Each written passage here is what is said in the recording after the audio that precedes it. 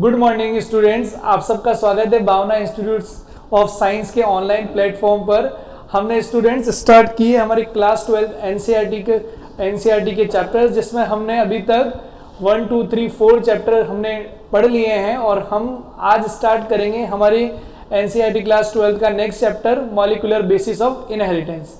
Students, इस chapter को पढ़ने से पहले एक बार आप सभी हमारी प्लेलिस्ट पे जाकर बाकी के रिमेनिंग चैप्टर्स अच्छे से पढ़ लीजिए, तो ये चैप्टर आपको और ज़्यादा अच्छे से समझ में आएगा। Okay student, let's start. हमारा जो चैप्टर है बायो का वो है मॉलिक्यूलर बेसिस ऑफ इनहेरिटेंस। देखिएगा, यहाँ हम एक एक वर्ड को समझते हैं, होता क्या है इसके अंदर। बेसिकली हम यहाँ देखेंगे इनहेरिटेंस टर्म हमने डिस्कस किया था जेनेटिक्स चैप्टर के अंदर, इससे पहले वाला जो चैप्टर था हमारा उसके अंदर। तो इनहेरिटेंस का जो बेसिस है, मतलब जो इनहेरिटेंस हुए हैं कैरेक्टर्स, तो उसका बेसिस है, उस बेसिस को हम बात करेंगे। वो बेसिस क्या है? मॉलिक्यूल। क्या है? मॉलिक्यूल। तो हम यहाँ पर देखेंगे कि जो इनहेरिटेंस हो रहे हैं कैरेक्टर्स, तो वो कैरेक्टर्स किसके फॉर्म में इनहेरिटेंस हो रहे हैं, मतलब उन कैरेक्टर्स का जो मॉलिक्यूलर बेस है, मतलब वो ट्रांसफर जो हो रहे हैं वो एक मॉलिक्यूल्स के फॉर्म में हो रहे हैं, तो अपन उसको यहाँ पर डिस्कस करेंगे। ठीक है, तो ये जो हमारा चैप्टर का नाम है मॉलिक्यूलर बेसिस ऑफ इनहेरिटेंस, उसका एक्सप्लेनेशन है। ओके, चलिए स्टार्ट हम करते हैं यहाँ आगे। नेक्स्ट जो सबसे पहला टॉपिक है हमारा डीएनए। क्या है? डीएनए। देखिएगा, हमें पता है कि जो लिविंग ऑर्गेनिजम्स हैं, उन लिविंग ऑर्गेनिजम्स के अंदर बहुत सारे बायोमोलिक्यूल्स होते हैं। क्या होते हैं? बायोमोलिक्यूल्स। जिसमें बायोमोलिक्यूल्स को हम यहाँ पर क्लास 11th में तो हमने डिस्कस किया है। वहाँ बायोमोलिक्यूल्स के अंदर हमने proteins, vitamins, enzymes, carbohydrate, DNA, RNA discuss किए थे। ठीक है, यहाँ हम डीएनए के बारे में देखेंगे और अभी हमें कोई कंफर्मेशन नहीं है कि इनहेरिटेंस के लिए डीएनए रिस्पॉन्सिबल है, आरएनए रिस्पॉन्सिबल है, प्रोटीन। वन बाय वन हम ये थ्योरीज पढ़ेंगे और फिर कुछ एक्सपेरिमेंट्स के थ्रू देखेंगे कौन सी चीजें इनहेरिटेंस के लिए रिस्पॉन्सिबल है। ठीक है, इसमें सबसे पहला हमारा टॉपिक है डीएनए। क्या है? डीएनए। ठीक है, इसका फुल फॉर्म होता है डीऑक्सीराइबोन्यूक्लियोटाइड एसिड। ठीक है, चलिए, DNA is a long polymer. DNA एक तरह का लॉन्ग पॉलीमर है ऑफ डीऑक्सीराइबोन्यूक्लियोटाइड्स। कहने का मतलब है जो हमारा डीएनए है ये एक पॉलीमर है डीऑक्सीराइबोन्यूक्लियोटाइड्स। इसका मतलब है कि बहुत सारे न्यूक्लियोटाइड्स मिलकर के क्या बनाते हैं? हमारा डीएनए। ठीक है, चलिए अब बात करें एक न्यूक्लियोटाइड के अंदर क्या क्या है वो अपन डिस्कस करेंगे। The length of the DNA, मतलब जो डीएनए का लेंथ है किसी भी ऑर्गेनिज्म में, depends on number of nucleotide. देखिए, बहुत इंपॉर्टेंट पॉइंट है कि जो डीएनए की लेंथ है डिपेंड करती है न्यूक्लियोटाइड्स के नंबर, मतलब जिसके अंदर ज्यादा न्यूक्लियोटाइड्स होंगे उसके अंदर उतना ही लंबा डीएनए रहेगा। And pair, nucleotide pair present in it, मतलब न्यूक्लियोटाइड पेयर्स के ऊपर। ठीक है, next, characteristics of the organisms depend on the length of the DNA. अब यहीं से हम देख रहे हैं कि किसी भी ऑर्गेनिज्म के जो कैरेक्टरिस्टिक्स हैं, मतलब वो ऑर्गेनिज्म कैसा कैरेक्टर होगा, कैसा बिहेवियर करेगा, वो सब भी किसके ऊपर डिपेंड करता है? Length of the DNA. तो हमने यहाँ पर दो चीजें देखी कि कोई भी जो ऑर्गेनिज्म है उसकी जो डीएनए की लेंथ है वो डिपेंड करती है न्यूक्लियोटाइड्स पेयर के ऊपर, और दूसरा हमने देखा ऑर्गेनिज्म के कोई भी कैरेक्टरिस्टिक्स हैं वो, मतलब फिनोटाइप, जीनोटाइपिक, वो सब डिपेंड करेंगे किसके ऊपर? Length of DNA. ठीक है, चलिए अब कुछ एग्जांपल्स है। बैक्टीरियोफाज 5 × 174। ठीक है, 5 × 174 हैज 5386 न्यूक्लियोटाइड। एक ऑर्गेनिज्म बैक्टीरियोफाज है, ये बेसिकली वायरस को, बैक्टीरिया को इन्फेक्ट करने वाले वायरसेस होते हैं। ठीक है, जो ये बैक्टीरियोफाज है इसके अंदर कितने न्यूक्लियोटाइड्स हैं? 5386। ठीक है, नेक्स्ट, बैक्टीरियोफाज लैम्डा, ठीक है, हैज 48,502 बेस पेयर्स। ठीक है, यहां पर न्यूक्लियोटाइड्स है, यहां पर बेस पेयर्स, दोनों में डिफरेंस है कि हमारे जो बैक्टीरियोफाज लैम्डा है उसके अंदर कितने बेस पेयर्स हैं? 48,502। नेक्स्ट, इशरेशिया कोलाई, जिसे हम शॉर्ट में ई कोलाई बोलते हैं, हैव 4.6 मल्टीप्लाई, ये मल्टीप्लाई है 4.6 multiply 10 to the power 6 base pair, मतलब इतने इनके अंदर क्या प्रेजेंट है ई कोलाई में बेस पेयर्स। ह्यूमन जीनोम, अब अपन बात करते हैं जो सबसे इंपॉर्टेंट है ह्यूमन बींग्स। ह्यूमन जीनोम जो हैप्लॉइड है, कौन सा है haploid, is 3.3 multiply 10 to the power 9 base pair. इसके अंदर कितने बेस पेयर होते हैं 3.3 मल्टीप्लाई 10 टू द पावर 9, ठीक है। तो ये कुछ ऑर्गेनिजम्स के अंदर मिलने वाले बेस पेयर्स और न्यूक्लियोटाइड्स के नंबर्स हैं। ओके, चलिए अब हम और आगे इसके बाद डिस्कस करते हैं इसी में स्ट्रक्चर ऑफ डीएनए। देखिएगा एक जो हमारा स्ट्रक्चर है डीएनए का वो कुछ इस तरह का है। इस स्ट्रक्चर को हम डिस्कस करने से पहले कोई भी डीएनए किससे बना हुआ है, मतलब जो डीएनए न्यूक्लियोटाइड से बना हुआ है, इससे पहले हमने देखा कि बहुत सारे न्यूक्लियोटाइड, मतलब उन्हें पॉलीन्यूक्लियोटाइड बोला, तो उस पॉलीन्यूक्लियोटाइड का कंपोजिशन क्या है, फिर मैं आपको डीएनए का स्ट्रक्चर एक्सप्लेन करूंगा, ठीक है। चलिए यहां हम सबसे पहले देखें स्ट्रक्चर ऑफ पॉलीन्यूक्लियोटाइड चेन, मतलब पॉलीन्यूक्लियोटाइड चेन का स्ट्रक्चर कैसा होगा। पॉली का मतलब बहुत सारे न्यूक्लियोटाइड है ना, मैंने आपको बताया ना कि बहुत सारे न्यूक्लियोटाइड मिलकर पॉलीन्यूक्लियोटाइड चेन, और पॉलीन्यूक्लियोटाइड चेन आगे चलकर किस में कन्वर्ट हो जाएगी डीएनए की चेन के अंदर, ठीक है। यस, चलिए अ न्यूक्लियोटाइड हैज 3 कंपोनेंट। कोई भी जो न्यूक्लियोटाइड है हमारा उसके अंदर कितने कंपोनेंट होते हैं 3। क्या होते हैं 3। सबसे पहला होता है नाइट्रोजन बेस, है ना। सेकंड होता है पेंटोज शुगर, पेंटोज मतलब 5 कार्बन की शुगर है, और पेंटोज शुगर में राइबोज शुगर तो किसमें होती है आरएनए में, और डीऑक्सी राइबोज होती है किसके अंदर डीएनए के अंदर, ठीक है। थर्ड होता है फॉस्फोरिक एसिड H3PO4, मतलब एक न्यूक्लियोटाइड की बात करें तो एक न्यूक्लियोटाइड इन 3 चीजों से मिलकर बना होता है, nitrogen base, pentose sugar, ribose in RNA and deoxyribose in DNA, ठीक है। Next a phosphoric acid. Next है there are 2 type of nitrogen bases. अब हम इन नाइट्रोजन बेसेस को देख रहे हैं कि जो नाइट्रोजन बेसेस हैं ये 2 टाइप्स के होते हैं। पहला फर्स्ट प्यूरिन है, प्यूरिन के अंदर आते हैं एडेनिन एंड ग्वानिन। क्या आते हैं एडेनिन एंड ग्वानिन, इन्हें शॉर्ट में ए एंड जी बोलते हैं, एडेनिन एंड ग्वानिन। फिर होता है पिरिमिडिन्स। क्या होते हैं पिरिमिडिन, पिरिमिडिन 3 तरह के होते हैं बेटा, साइटोसिन, यूरेसिल एंड थायमिन, जिन्हें सी यू एंड टी के फॉर्म में रिप्रेजेंट करते हैं। तो ये 2 टाइप्स के क्या हो गए नाइट्रोजन बेसेस। फर्स्ट कौन सा प्यूरिन, प्यूरिन के 2 पार्ट एडेनिन ग्वानिन, और पिरिमिडिन, पिरिमिडिन के 3 part cytosine, uracil and thymine. Okay, next adenine, guanine and cytosine is common in RNA and DNA, मतलब एडेनिन, ग्वानिन और साइटोसिन ये तीनों ही कॉमन है किसके अंदर आरएनए और डीएनए में, और uracil is present in RNA and thymine is present in DNA in place of uracil. तो ये अपन को फर्स्ट डिफरेंस मिल गया डीएनए आरएनए में कि डीएनए में क्या होता है, डीएनए में होता है थायमिन, और आरएनए के अंदर थायमिन की जगह पर क्या मिलेगा आपको यूरेसिल। बाकी एडेनिन, ग्वानिन, साइटोसिन तीनों में क्या रहेंगे कॉमन रहेंगे, क्या रहेंगे कॉमन, ठीक है।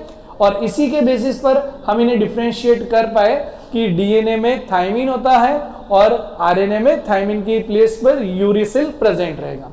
पेंटोज शुगर नाम से ही लग रहा है कि 5 कार्बन की शुगर है, इज राइबोज, ये कौन सी होती है ribose in RNA, and deoxyribose in DNA, मतलब 5 कार्बन की जो शुगर है किसके अंदर डीएनए, डीएनए में बेसिकली है हमारी डीऑक्सी राइबोज और आरएनए में है ribose. Okay, next a nitrogen base attach to the pentose sugar at carbon 1 of pentose sugar, मतलब जो नाइट्रोजन बेसेस हैं ये पेंटोज शुगर के फर्स्ट कार्बन पर अटैच रहेंगे। ओके, इस तरह से ये जैसे पेंटोज शुगर है इसके फर्स्ट कार्बन से क्या रहेंगे नाइट्रोजन बेसेस अटैच रहेंगे, ठीक है।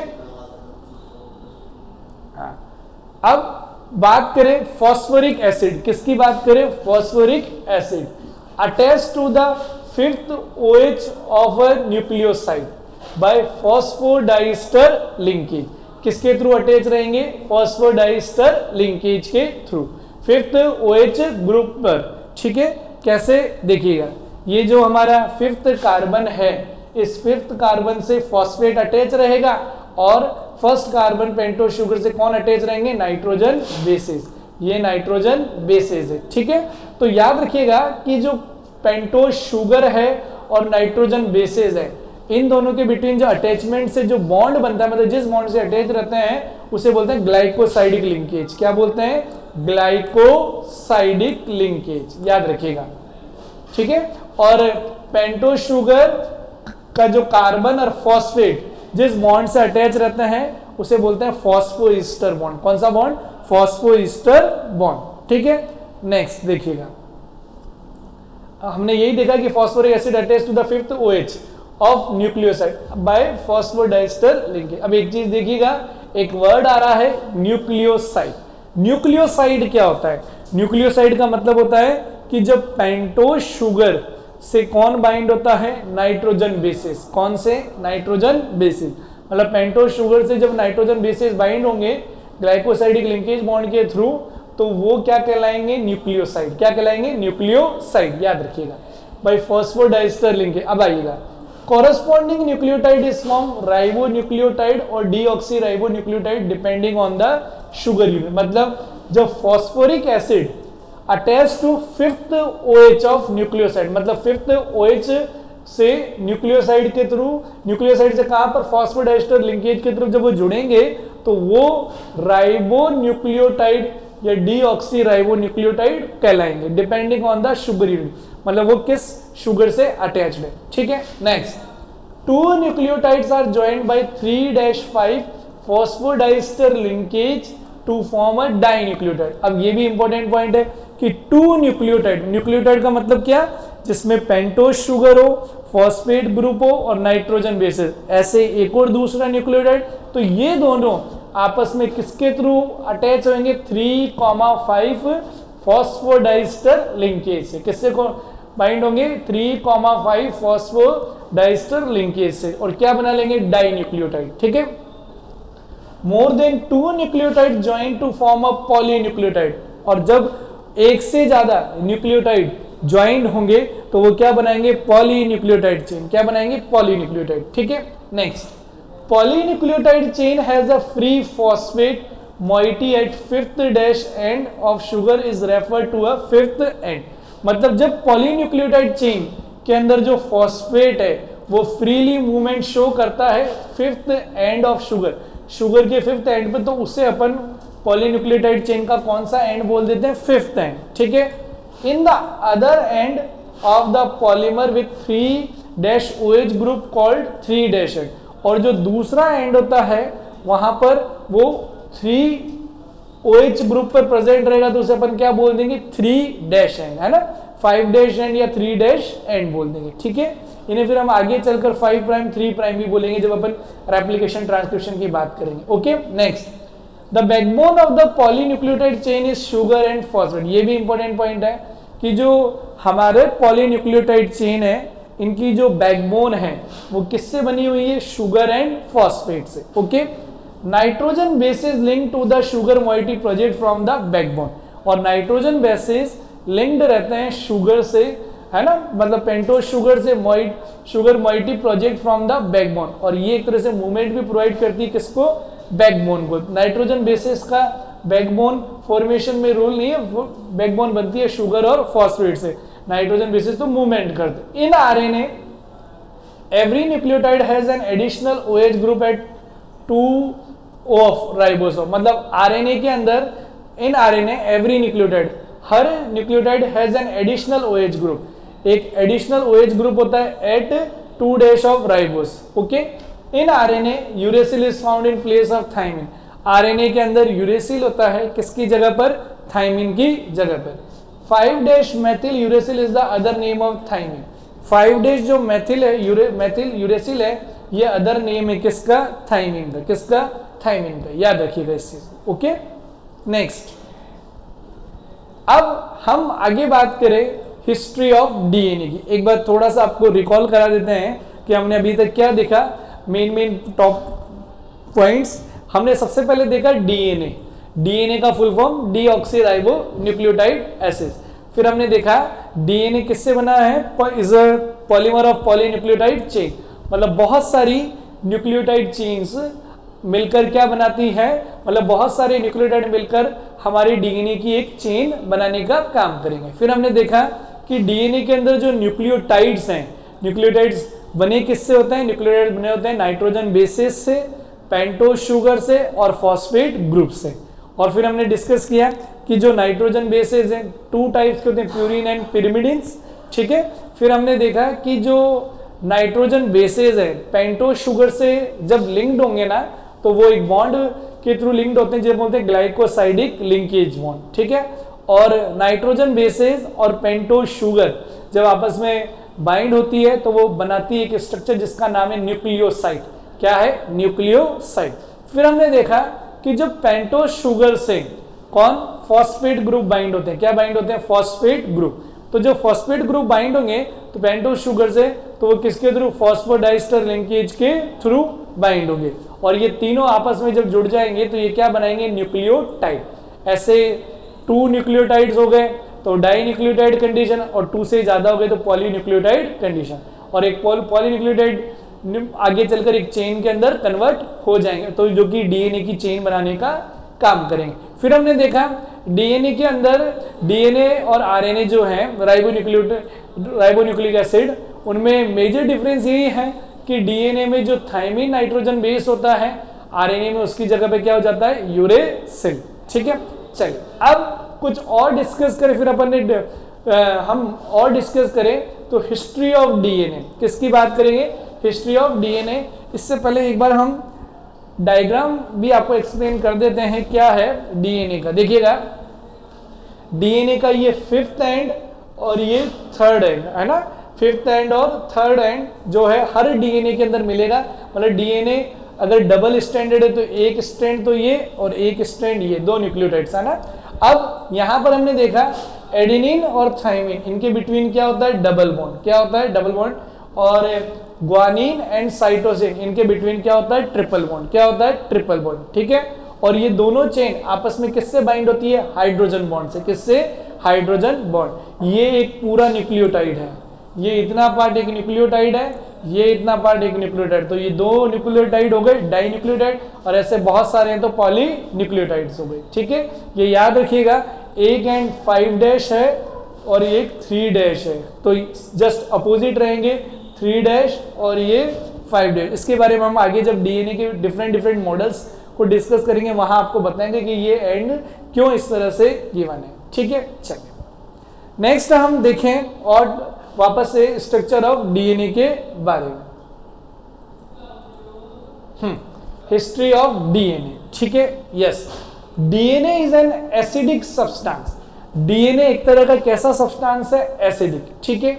इन द न्यूक्लियस, कहां पर, न्यूक्लियस में, was first identified by Friedrich Miescher in 1869। He named it as nuclein. मतलब डीएनए एक एसिडिक सब्सटेंस है जिसे, जो कहां पर होता है, न्यूक्लियस में, और उसे सबसे पहले किसने आइडेंटिफाइड किया था, फ्रेडरिक मिश्र ने इन 1869, और ही नेम्ड इट एज न्यूक्लियड, और उसको क्या नाम दे दिया, न्यूक्लियड। पहले डीएनए नाम नहीं था, बाद में नाम मिला उसे। पहले जब 1869 में देखा तो उन्होंने उसको न्यूक्लियस के अंदर एक एसिडिक सब्सटेंस नजर आया, और उस एसिडिक सब्सटेंस को फ्रेडरिक मिश्र ने क्या नाम दे दिया, न्यूक्लियड, ठीक है। 1953 double helix structure of DNA. 1953 में डीएनए का डबल हेलिक्स स्ट्रक्चर दिया गया, was given by James Watson and Francis Crick. मतलब 1953 में डीएनए का डबल हेलिक्स स्ट्रक्चर नाम दिया किसने, जेम्स वॉटसन और फ्रांसिस क्रिक ने। बेसिकली एक मॉडल होता है डबल हेलिक्स मॉडल, ठीक है। Based on X ray diffraction data produced Maurice Wilkins and Rosalind Franklin. ये किसके ऊपर बेस्ड था, एक्सरे डिफ्रैक्शन। एक्सरे डिफ्रैक्शन किया, उससे जो डाटा मिला किसे, मॉरिस विल्किंस और रोजलैंड फ्रैंकलिन, उस पे बेस्ड था कौन, double helix model, okay. Next, hallmark of their proposition was base pairing between 2 strands of polynucleotide chain. This was based on the observation of Irwin चारगाफ। एक और साइंटिस्ट है इरविन चारगाफ। इन Irwin चारगाफ ने बताया कि जो 2 स्ट्रैंड्स हैं डीएनए के, मतलब 3 5 एंड 5-3 एंड, तो इनके अंदर जो बेसेस हैं, क्या है बेसेस, बेसेस पेयर में रहते थे, बोलते थे बेस पेयर्स। तो बेस पेयर्स का देखकर पता लगाया कि ये चेन के अंदर किस तरह से अरेंज है, ठीक है। इसका एक प्रपोर्शन भी है, वो हम देखेंगे बाद में। इरविन चारगाफ ने चारगाफ ऑब्जर्वेशन, चारगाफ का जो ऑब्जर्वेशन था was that for a double stranded DNA, किसके लिए double stranded DNA, the ratio between adenine and thymine, जो रेशियो है किसके between adenine and thymine and guanine and cytosine are constant and equal one. मतलब adenine और thymine A+T/G+C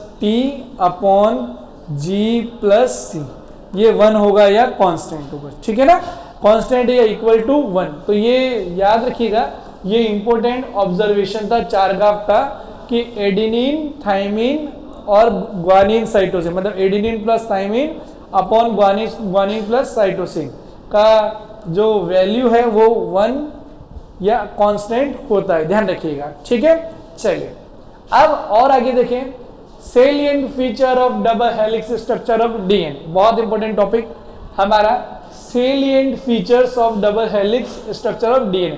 कहने का मतलब जो डबल हेलिक्स स्ट्रक्चर था डीएनए का, उसके अंदर कौन कौन से कैरेक्टरिस्टिक्स, कौन कौन सी प्रॉपर्टीज को, तो अपन उनको 1 बाय 1 डिस्कस करेंगे। First point, made of 2 polynucleotide chain, मतलब कोई भी जो हमारा डीएनए है डबल हेलिक्स, वो किससे बना होता है 2 पॉलीन्यूक्लियोटाइड चेन से। मतलब हमारा जो डीएनए है वो इस तरह से है ना, तो इसके अंदर 2 पॉलीन्यूक्लियोटाइड चेन्स हैं, फर्स्ट चेन सेकंड चेन, ठीक है, फर्स्ट चेन सेकंड चेन। और ये कैसी है हेलिकली, हेलिकल का मतलब कॉइल्ड है, क्या है कॉइल्ड।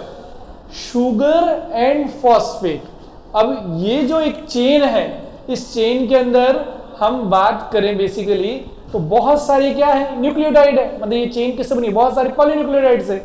और आपको पता है एक न्यूक्लियोटाइड के अंदर शुगर और फॉस्फेट होता है, तो sugar and phosphate form the backbone, और इस चेन के अंदर जो शुगर और फॉस्फेट है वो बैकबोन बनाएंगे and bases projected to inside, और बेसेस इसके अंदर क्या रहेंगे प्रोजेक्ट रहेंगे, ठीक है। 2 chains have antiparallel polarity, मतलब ये 2 चेन्स हैं तो इनके अंदर जो पोलैरिटी है वो कैसी रहेगी एंटी पैरेलल, कैसी रहेगी एंटी पैरेलल। जैसे देखिएगा मैं आपको एक सिंपल सा ड्रॉ बना के बताता हूं, ये एक डीएनए की चेन है, ठीक है, इसे हम कुछ एक डिफरेंट कलर से डिनोट करेंगे, थोड़ा अच्छा लगे, ठीक है। तो इसके अंदर अगर इसे मैं 3-5 बोल रहा हूं और इसे 5-3 बोल रहा हूं, ठीक है, तो इसका मतलब क्या है भाई, इसका मतलब यही कि 2 चेन्स है एंटी पैरेलल पोलैरिटी। जैसे एक 3- है, ये 5- है, ये 3 और ये 5, ये एक दूसरे के क्या है एंटी पैरेलल, क्या है anti parallel.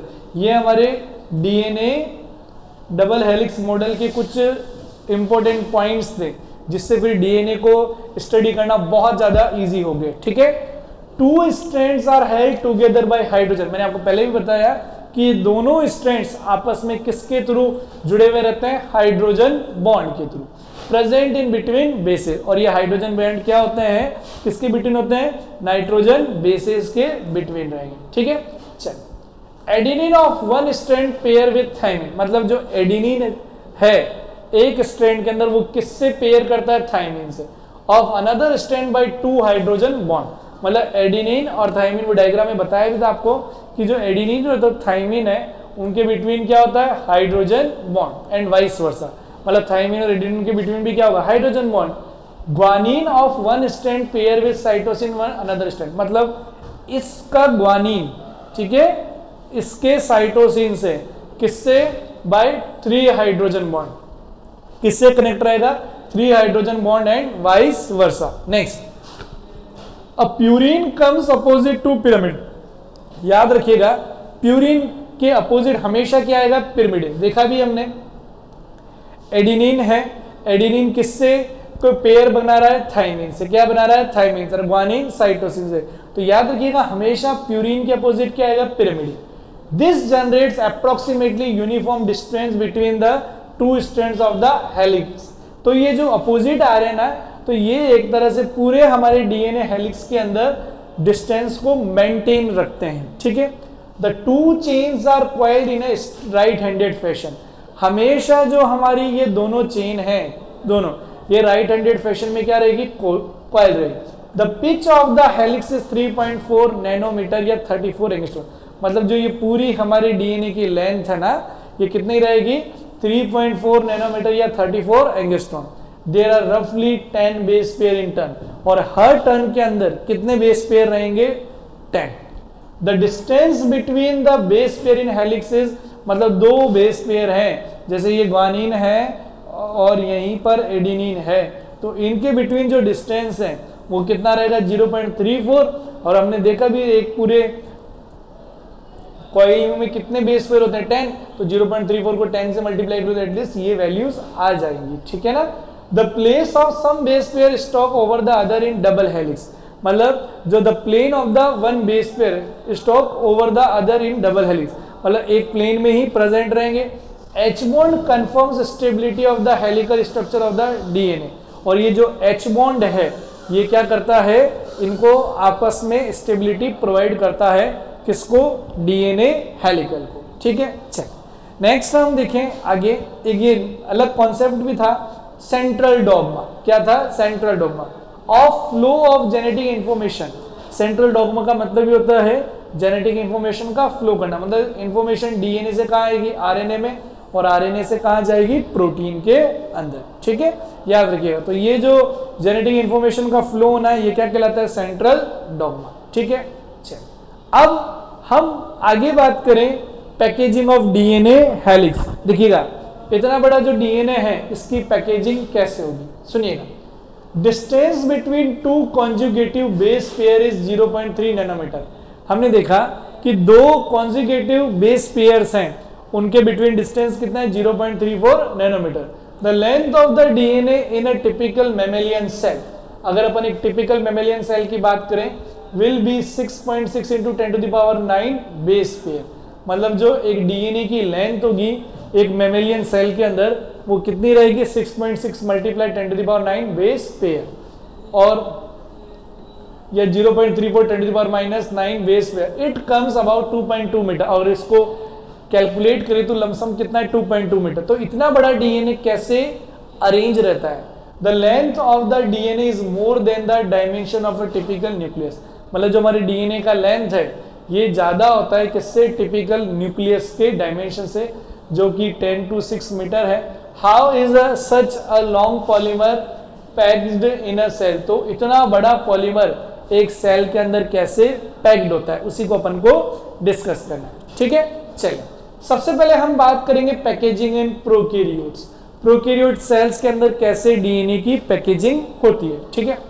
They do not have a definite nucleus. हमें पता है प्रोकैरियोट्स के अंदर कोई डिफिनाइट फिक्स्ड न्यूक्लियस नहीं होता, ठीक है। The DNA is not scattered throughout the cell. और जो डीएनए है पूरी सेल के अंदर स्कैटर्ड नहीं होता, फैला हुआ नहीं होता। DNA is held together with some protein. मतलब उस डीएनए को पड़ा उसके अंदर न्यूक्लियस ना हो, बट कुछ प्रोटीन्स हैं जो होल्ड रखते हैं। Inner region is called nucleoid. और उन प्रोटीन्स के रीजन को हम क्या बोलते हैं, न्यूक्लियोइड। मतलब प्रोकैरियोट्स के अंदर जो डीएनए है ये कुछ स्पेशल प्रोटीन्स होते हैं, उनके पास प्रेजेंट रहता है, और उसको हम क्या बोलते हैं, nucleoid. The DNA in a nucleoid is organised in large loops held by proteins. और ये जो डीएनए है न्यूक्लियोइड के अंदर ये ऑर्गेनाइज रहता है लार्ज लूप्स के फॉर्म में, ठीक है। चलो अब आगे हम देखें पैकेजिंग इन यूकैरियोट। पहले तो हो गया किसका, प्रोकैरियोट्स का। अब हम देख रहे हैं यूकैरियोट्स का, ठीक है। देखिएगा in eukaryotes the packaging is more complex. Eukaryotes के अंदर जो पैकेजिंग है थोड़ी कॉम्प्लेक्स है। There is a set of positively charged basic proteins called histones. हम यूकैरियोट्स के अंदर पॉजिटिवली चार्ज्ड बेसिक प्रोटीन्स जिन्हें हम क्या बोलते हैं, हिस्टोन। इनके सेट्स होते हैं, क्या होते हैं, सेट्स। कहने का मतलब हम बात करेंगे कि जो पॉजिटिवली चार्ज बेसिक प्रोटीन जिन्हें हम क्या बोल रहे हैं, हिस्टोन्स, ये किसके अंदर होते हैं, यूकेरियोट्स के अंदर। Histones are positively charged due to rich in basic amino acid. Histones positively charged होते हैं किसकी वजह से, basic amino acids like lysine and arginines. किसकी वजह से, लाइसिन और आर्जिनिन्स अमीनो एसिड्स की वजह से। Histones are organised to form a unit of 8 molecule. और ये जो हिस्टोन्स है ना, ये ऑर्गेनाइज्ड होते हैं टू फॉर्म, मतलब आपस में ऑर्गेनाइज होकर एक 8 मॉलिक्यूल्स का स्ट्रक्चर बना लेते हैं, जिसे अपन बोलते हैं हिस्टोन ऑक्टामर। मतलब 8 हिस्टोन प्रोटीन्स मिलकर एक स्ट्रक्चर बना लेते हैं, जिसे अपन बोलते हैं histone octamer. Negatively charge DNA wrapped around positively charge. और जो negatively charge DNA acidic wrapped around positively charge histone octamer, ये पॉजिटिवली चार्ज हिस्टोन ऑक्टामर होता है, उसके चारों तरफ लिपटा हुआ रहता है to form a structure called nucleosome. और एक स्ट्रक्चर बनाता है जिसे हम क्या बोलते हैं, न्यूक्लियोसोम। ठीक है। A typical nucleosome contain 200 base pair of DNA helix. एक जो टिपिकल न्यूक्लियोसोम है उसके अंदर कितने बेस पेयर्स होते हैं, 200। Nucleosomes constitute the repeating unit of structure. Nucleosomes के अंदर क्या होती है, repeating units of structure in nucleus called chromatin. मतलब न्यूक्लियोसोम्स के अंदर बहुत सारी रिपीटिंग यूनिट्स होती है और उन रिपीटिंग यूनिट्स को क्या बोलते हैं, chromatin. Thread like stain body seen in the nucleus. ये थ्रेड लाइक स्टेन्ड बॉडीज हैं जो कहां पर देखी गई है, न्यूक्लियस के अंदर। The nucleosomes are seen as beads on string. Nucleosome ऐसा नजर आता है जैसे बीड्स ऑन स्ट्रिंग, मतलब मोतियों की जो माला होती है ना, structure when viewed under electron microscope, जब अपन यहाँ पर इसे माइक्रोस्कोप के अंदर देखते हैं। The chromatin is packed to form a chromatin fibre. और जो क्रोमेटिन है ये पैक्ड होकर chromatin fibre that are further coiled and condensed at a metaphase stage to form a chromosome, जो कि फर्दर कॉइल्ड होकर कंडेंस्ड होकर मेटाफेज स्टेज में जाकर ये क्या बना लेंगे, chromosome. Packaging at a higher level required additional set of protein.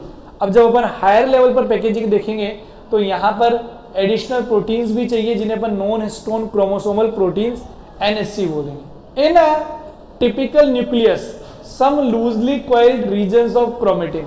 एक टिपिकल न्यूक्लियस के अंदर कुछ लूजली कॉइल्ड रीजन्स होते हैं क्रोमेटिन के, जिन्हें light stand is called you chromatin, जिन्हें हम क्या बोलेंगे, यू क्रोमेटिन, याद रखिएगा।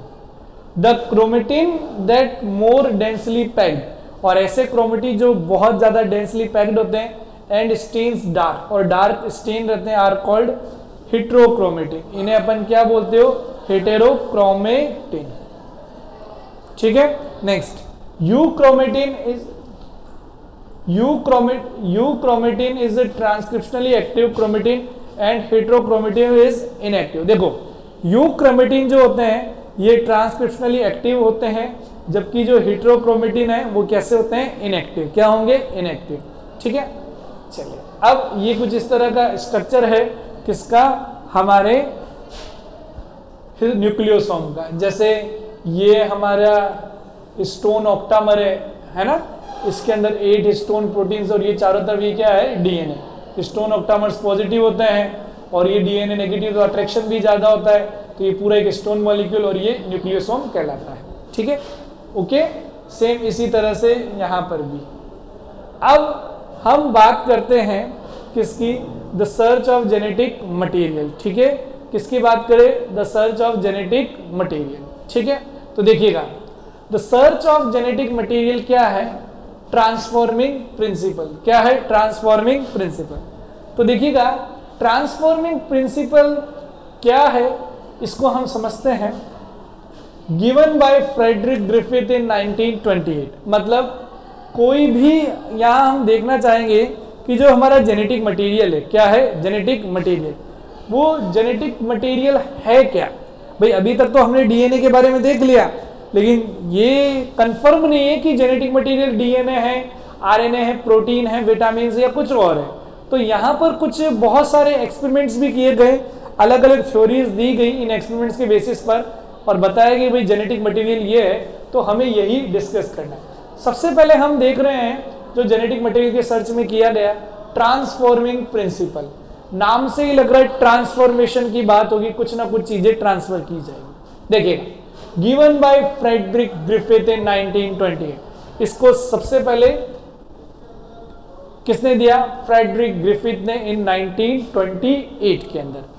His experiment based on Streptococcus pneumonia cause pneumonia, मतलब ये जो एक्सपेरिमेंट था हमारा, ये किसके ऊपर बेस्ड था? स्ट्रेप्टोकोकस न्यूमोनिया बैक्टीरिया के ऊपर, जो हमें कौन सी डिजीज करता है? निमोनिया। ठीक है।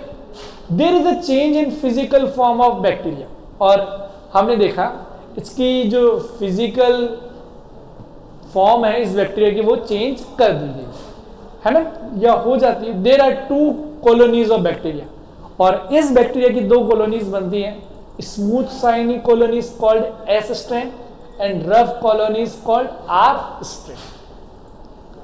आर स्ट्रेन मतलब जो हमारा जेनेटिक मटेरियल की डिस्कवरी के लिए जो 2 वर्क किए गए ना, तो बेसिकली उन बैक्टीरिया की 2 कॉलोनीज, एक तो स्मूथ थी जिसे अपन ने एस स्ट्रेन बोल दिया, और एक आर थी रफ कॉलोनी जिसे आर स्ट्रेन बोल दिया।